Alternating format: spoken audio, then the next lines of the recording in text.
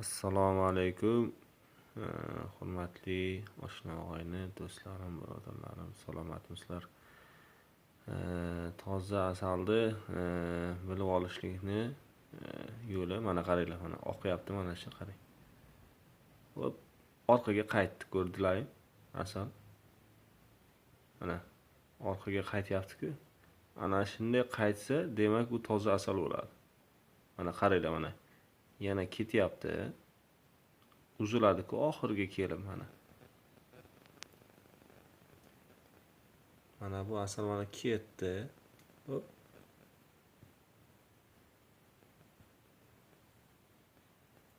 Hop.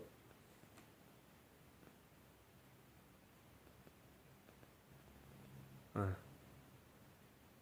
Orqaga qaytyapti, ko'ryapsizlarmi? Ana shu orqaga qaytsa, demak bu toza asal bo'ladi. Keyin mana bunday qog'oz buyumlarga asalni tomizsa, qancha vaqt tursa ham qog'ozni narigi tomoniga o'tib qolmaydi mana. Qancha vaqt tursa ham, xohlasalaring ertaga ham xuddi mana shuni eslab qolinglar, ertaga yana ko'rsataman. Keyin mana bunday kristallashib ham ketadi asallar. Qattiq bo'lib qoladi. Mana. Qancha solsalaring ham. Keyin ko'pchilik kimlardir mendan asal olib tijorat qilib turganlarga bu qiyom deb aytishyapti ekan.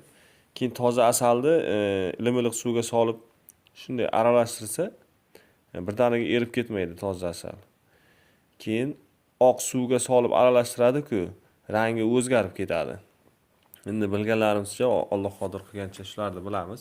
Agar kim yana biron bir nimani bilsa, kommentlarimizga yozsa, biz videolar tashlanmay turgan qilib qo'yganmiz. Har xil videolar tushib, bunaqangi bo'lmasligi uchun shuni nima qilganmiz? Kim nima xohlasa, o'zimning profilimga yozsa bo'ladi. Yana bildirishlikni, o'zlaring fikrlaringni bildirib qoldirishlaring mumkin. Assalomu alaykum.